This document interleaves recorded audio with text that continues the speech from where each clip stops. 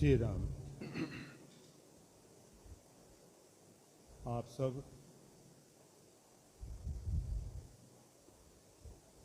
अपने अपने स्तर से अपनी अपनी श्रद्धा और भावना के अनुरूप श्री गुरु पूर्णिमा का पर्व मना रहे हैं। भक्तों के जीवन में सबसे बड़ा पर्व गुरु पर्व है, पूर्णिमा के रूप में मनाया जाता है। भक्तों को हमेशा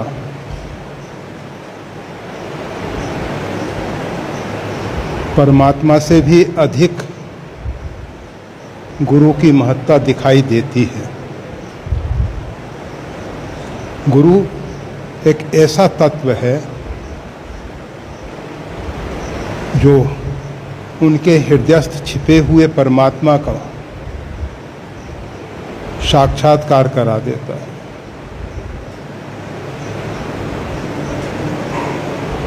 गुरु उनके अंदर छिपे हुए ज्ञान को प्रकट कर देता है। गुरु उनके अंदर जो भक्ति के बीज पड़े हैं उनको अंकुरित करके, पल्वित करके विकसित करता है। हम सबके जीवन में गुरु की जो महिमा है वो अपरिमित है। वो धन्य भाग हैं जिन्होंने गुरु गरिमा को, गुरु महिमा को समझा है। बहुत से लोग सोचते हैं कि जिस प्रकार से हम सबका जीवन है, साधारण लोग मोह और माया के दायरे में जी रहे हैं। उनके अंदर गुरु के प्रति भी इसी प्रकार की भावना होती है, परंतु जिनके ऊपर परमात्मा की कृपा हो गई है, जब परमात्मा कृपा करते हैं, जब द्रवहि दीन दयाल साधो, जब दीन दयाल भगवान कृपा करते हैं, साधु संगत पाइए, तब संतों का समागम होता है। और संत समागम हरि कथा तुलसी दुर्लभ। संतों का समागम और भगवत चर्चा संसार में ये दुर्लभ हैं। वैसे देखा जाता है एक एक स्थान पे, जैसे बद्रीनाथ जी में एक ही समय 10-10 छोटा सा बद्रीनाथ धाम है और उसमें भी 10 स्थान पे श्रीमद् भागवत सप्ताह हो रहा है। कथा वार्ता बहुत होती है, परंतु बिन सत्संग न हरि कथा तेहि बिन मोह न भाव। बिना संतों के हरि कथा नहीं होती है। कथावाचक अपनी ख्याति के लिए, अपने प्रभुत्व को, अपने वर्चस्व को बनाने के लिए भागवत कथा करते हैं। और भगवान के भक्त निज गिरा पावन करन कारण अपनी वाणी को पवित्र करने के लिए भगवत चरित कहते हैं। संतों का उद्देश्य मोरे मन प्रबोध जेई। जिस प्रकार से हमारे अंतःकरण में प्रकृष्ट बोध हो।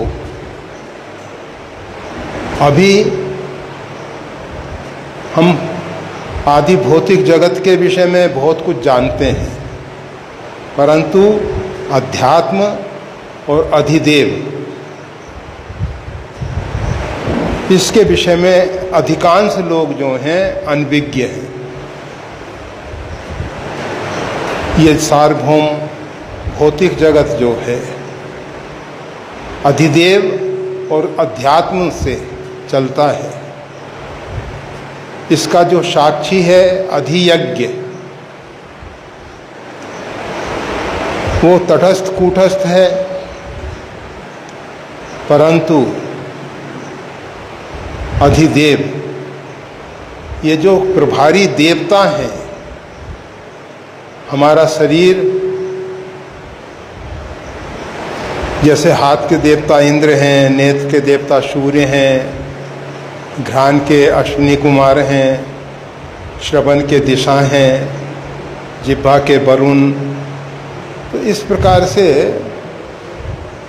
शरीर में भिन्न भिन्न अंगों पे देवताओं का वास है। इसी प्रकार ये जो ब्रह्मांड है इसमें भी भिन्न भिन्न देवताओं का वास है। घर के वास्तुदेव से तो आप सब परिचित हैं। अगर वास्तुदेव संतुष्ट हैं तो घर में शांति रहती है। वास्तुदेव असंतुष्ट होते हैं तो घर में अशांति होती है। हम गृह शांति के लिए वास्तु पूजन करते हैं। भगवान श्री राम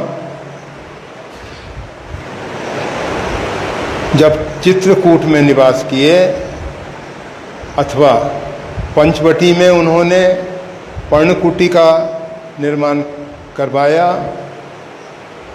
वहाँ भी वास्तु पूजन किया गया था।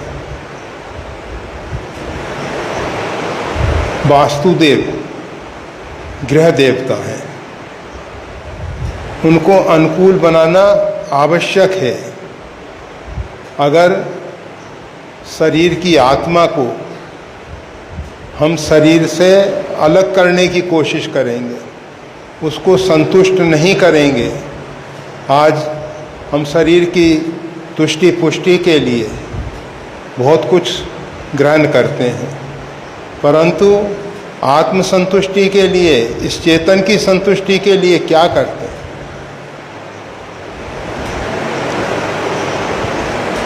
गुरुदेव जो हैं इन सब रहस्यों को उद्घाटित करते हैं। वो हमारे अंदर छिपी हुई जो शक्तियाँ हैं, हर एक व्यक्ति में जो परमात्मा की चिति शक्ति, कुंडलिनी शक्ति सुषुप्त अवस्था में पड़ी हुई है, उसका जागरण गुरु कृपा से होता है। और वो चिति शक्ति, कुंडलिनी मूलाधार से सहस्त्रार की यात्रा करती है, भिन्न भिन्न चक्रों को सक्रिय करके हमारा जो स्वाधिष्ठान चक्र है, स्व का अधिष्ठान है, हमारा अधिष्ठान स्थान है, वो हम जब चिति शक्ति के द्वारा स्वाधिष्ठान चक्र पे पहुंचते हैं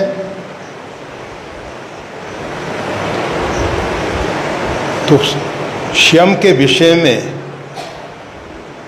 हमको बोध होता है। अभी हम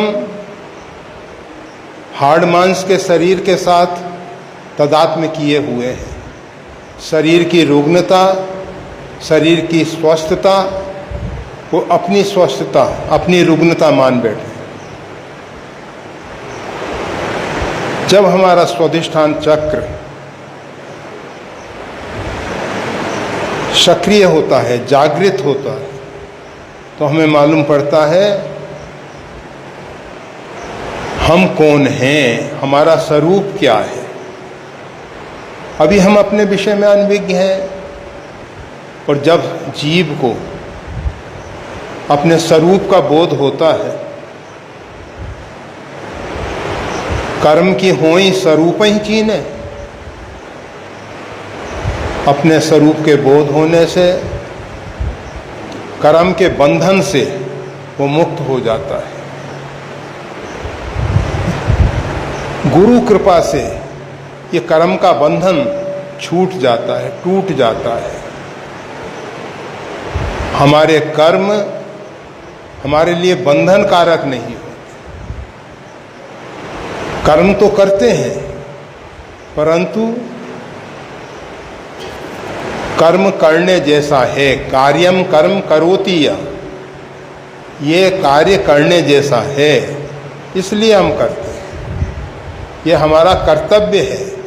कर्तव्य बुद्धि से कर्म करते हैं, फलेच्छा से नहीं। उसके पीछे कोई अपेक्षा नहीं है कि इस प्रकार का फल प्राप्त होगा। और जब तक हम फल की इच्छा से कर्म करते हैं तो वो कर्म बंधन कारक होते हैं। वही चिति शक्ति जब मणिपूरक चक्र में प्रवेश करके उसको जागृत करती है, उसको सक्रिय करती है। मणिपूरक चक्र जैसे सूर्य के इर्द गिर्द घूमने वाले जो ग्रह हैं, वो सूर्य की ऊर्जा से ऊर्जावान बने हुए हैं। इसी प्रकार से मणिपूरक चक्र जब सक्रिय होता है तो हमारे गुर्दे, किडनी, लीवर, हृदय, जो रक्त संचार करने वाला यंत्र है, इन पे विशेष प्रभाव पड़ता है। नाभि में मणिपूरक चक्र है और ये नाभि जो है शरीर का एक ऐसा महत्वपूर्ण अंग है। बच्चा माता के गर्भ में इसी नाभि से जुड़े हुए नाल के द्वारा रस इत्यादि की प्राप्ति करके विकसित होता है। संपूर्ण शरीर का विकास इसी नाभि से होता है और इस नाभि को सक्रिय करने वाला चक्र है मणिपूरक चक्र। ये मणिपूरक चक्र अपने आप में बहुत महत्वपूर्ण है। यहाँ तक माया का साम्राज्य है और इसके ऊपर जब चिति शक्ति आगे बढ़ती है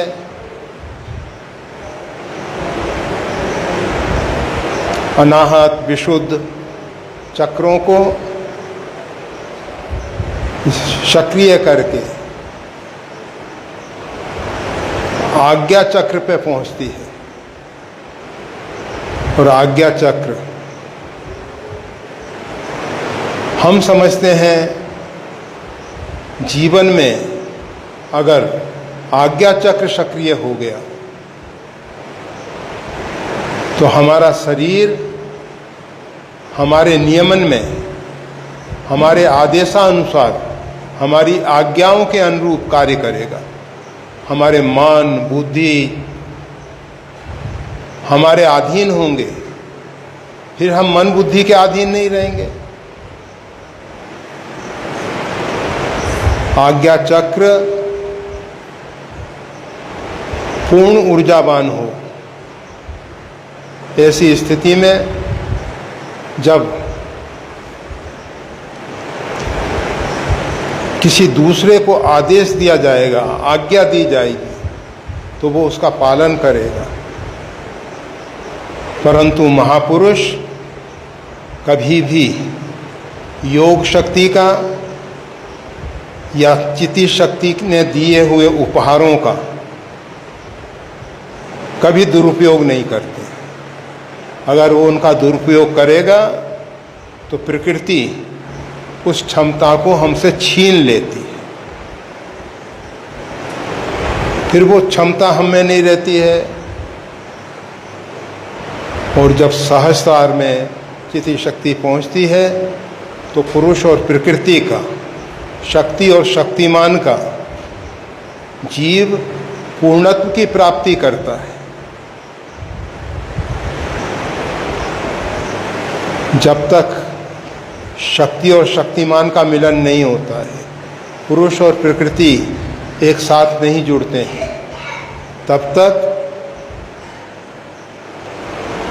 व्यक्ति अपने आप में पूर्ण नहीं है। तो ये जो गुरु कृपा से चिति शक्ति जागृत होती है, ये तो प्रधान चक्रों की बात हुई। इसके अतिरिक्त शरीर में और भी बहुत से चक्र हैं जिनको चिति शक्ति जागृत करके ऊर्जावान बनाती है और उनसे पूरे शरीर को ऊर्जा मिलती है। पूरा शरीर जो है आलस प्रमाद से ऊपर उठ के स्फूर्ति का अनुभव करते हुए अपने लक्ष्य की ओर आगे बढ़ता है। हमारे जीवन में गुरु का एक बहुत महत्वपूर्ण स्थान है। गुरु हमको वो दृष्टि देते हैं। अभी तक हम सृष्टि में नानत्व की दृष्टि से देख रहे थे। भिन्न भिन्न नाम रूप दिखाई दे रहे हैं हमको, भिन्न भिन्न व्यक्ति दिखाई दे रहे हैं हमको।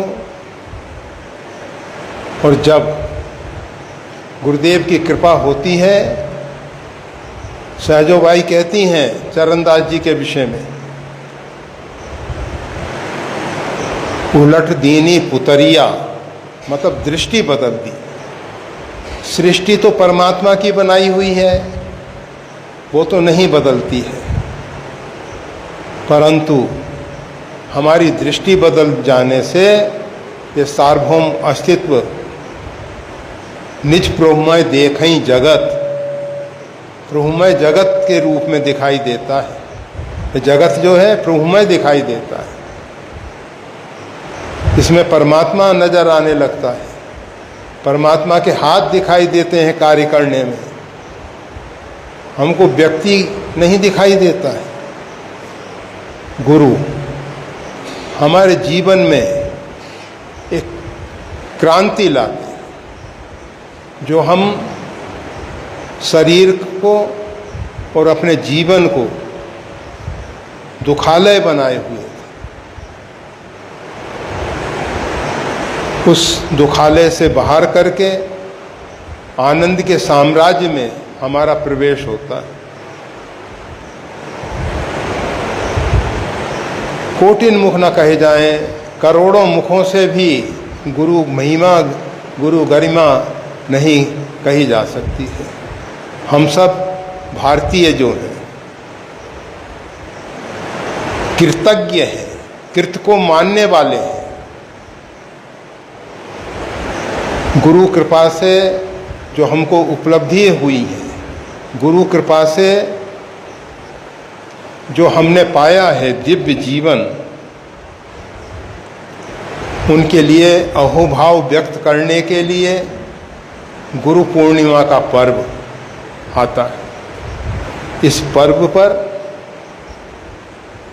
अपनी अपनी क्षमता और योग्यता के अनुरूप, अपनी श्रद्धा और आस्था के अनुरूप हम गुरुदेव का पूजन करते हैं, वंदन करते हैं, अपनी भाव पुष्पांजलि समर्पित करते हैं। तो ये जो गुरु पूर्णिमा का पर्व है, अहोभाव को व्यक्त करने के लिए आया है। हम गुरु की महिमा गरिमा, वैसे गुरु गीता में आप पढ़ते हैं, पढ़ा होगा, और अगर सही ढंग से उसका पठन मनन और उसके अर्थ का अनुसंधान हो तो गुरु महिमा, गुरु गरिमा जो भगवान शंकर ने स्वयं अपने श्रीमुख से कही है, वो समझ में आती है। स्कंद पुराण के अंतर्गत गुरु गीता छिपी हुई है, संतों ने उसको प्रकट किया है। जैसे महाभारत में श्रीमद् भगवत गीता छिपी हुई है, उसको स्वतंत्र ग्रंथ के रूप में संतों ने प्रकट कर दिया है। तो विष्णु सहस्त्र नाम, श्रीमद् भगवत गीता, ये सब महाभारत के ही अंतर्गत है। तो गुरु गीता में गुरु महिमा का गान किया गया है। इसीलिए गुरु पूर्णिमा के दिन वैसे तो बहुत से भक्त नित्य प्रति गुरु गीता का पठन मनन करते हैं। बहुत से व्यक्ति ऐसे हैं कि यदा कदा उसका पाठ कर लेते हैं, और गुरु पूर्णिमा के दिन तो उसका स्वाध्याय, उसका पठन मनन निधिध्यासन होना ही चाहिए, होना ही चाहिए। कम से कम वर्ष में, साल में एक बार तो हम अपने गुरुदेव की महिमा को समझ सकें। उस ग्रंथ के माध्यम से कुछ समझ में आता है, और अपने जीवन में फिर जैसे जैसे हमारी निष्ठा बढ़ती जाती है, आस्था बढ़ती जाती है, वो रहस्य प्रकट होने लगते हैं। हम बहुत ज़्यादा नहीं कहेंगे, केवल हम इतना ही कहेंगे कि गुरु पूर्णिमा बड़ा पवित्र पर्व है। शिष्य और गुरु का जो एक बड़ा पवित्र संबंध है। गुरु तो ऐसा चाहिए शिष्य से कछु ना ले, और शिष्य तो ऐसा चाहिए गुरु को सब कुछ दे।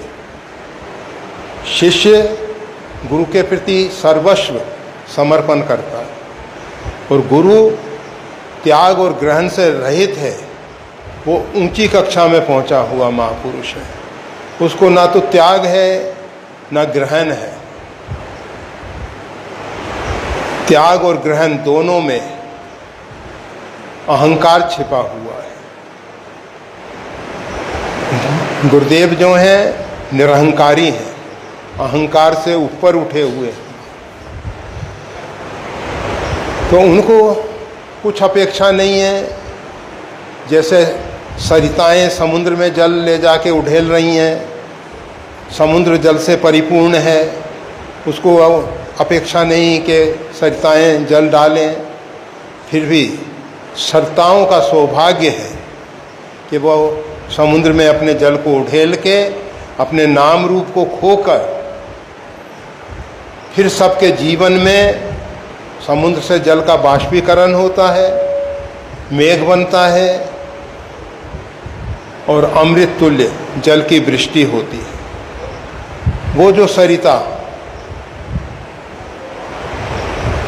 अपने उद्गम स्थान से निकलकर समुद्र की ओर दौड़ रही थी, उसका लक्ष्य था कि अपने नाम रूप को मिटाकर समुद्र में विलीन हो जाना। परंतु समुद्र उसको पुनः जल के स्रोतों के रूप में पुनः जागृत कर देता है। तो इसी प्रकार से शिष्य जो है गुरुदेव के लिए सर्वस्व समर्पण करता है। गुरु को कोई आवश्यकता नहीं है, वो अपने आप में परिपूर्ण है, वो अपने आप में पूर्ण तृप्त है। फिर भी हमारा दायित्व है, अपना कर्तव्य है कि हम गुरु ऋण से उऋण तो हो नहीं सकते, फिर भी अपने भाव समर्पित कर सकते हैं। जिसके पास जिस प्रकार की योग्यता और क्षमता है, हर एक व्यक्ति के पास भिन्न भिन्न प्रकार की क्षमताएं हैं, योग्यताएं हैं। हम अपनी योग्यता का, अपनी क्षमता का उपयोग सर्वजन हिताय करते हैं, तो ये गुरुदेव के चरणों में सबसे बड़ा भेंट का समर्पण है। सबसे बड़ी भेंट हम अपनी क्षमता और योग्यता का उपयोग जहाँ जरूरत है वहाँ समर्पित करते हैं। गुरुदेव को उससे प्रसन्नता होती है कि शिष्य जो है जीवन के सही मार्ग पे आगे बढ़ रहा है। अगर शिष्य केवल अपने लिए जीता है, अपने आप को शरीर मान के शरीर के दायरे में छोटे परिवार के लिए जीता है, तो वो शिष्य आत्मकल्याण के मार्ग से भटक चुका है। आत्मकल्याण के मार्ग पे चलने वालों को हमेशा ख्याल रखना चाहिए। सार्वभौम अस्तित्व में जहाँ जैसी आवश्यकता है और जैसी हमारे अंदर क्षमता और योग्यता है, उसके अनुरूप हम अपने आप को सेवा में समर्पित कर दें। गुरु की प्रसन्नता इसी में है कि हम अपनी क्षमता और योग्यता का उपयोग जहाँ जरूरत है, आवश्यकता है, वहाँ कर रहे हैं। तो आज गुरु पूर्णिमा का पवित्र दिन है। आप सबको भगवान ने जो भी क्षमता और योग्यता दी है उसका उपयोग सर्वजन हिताय। अगर कोई भी व्यक्ति दुखी है, दरिद्र है, दीन है,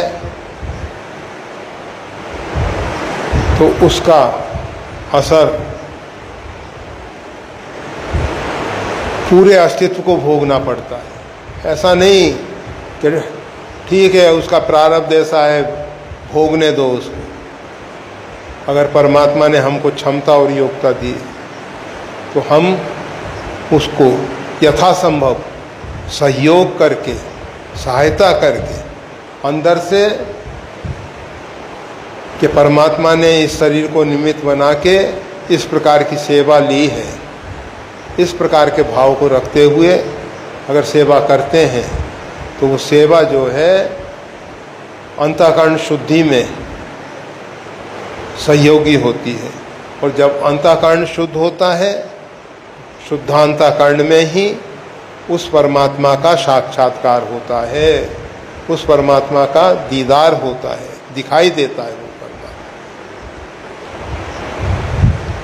तो आज गुरु पूर्णिमा का पवित्र पर्व है। आप सब उसका अच्छे ढंग से आयोजन किए हैं। जैसा जैसा हमको मालूम पड़ा अच्छा है। 3 दिवसीय आप सब ने कार्यक्रम रखा, बहुत अच्छा है। परमात्मा इसी प्रकार से आप सबको निमित्त बना के ऐसा पवित्र कार्य करते रहें, कराते रहें। जय श्री राम।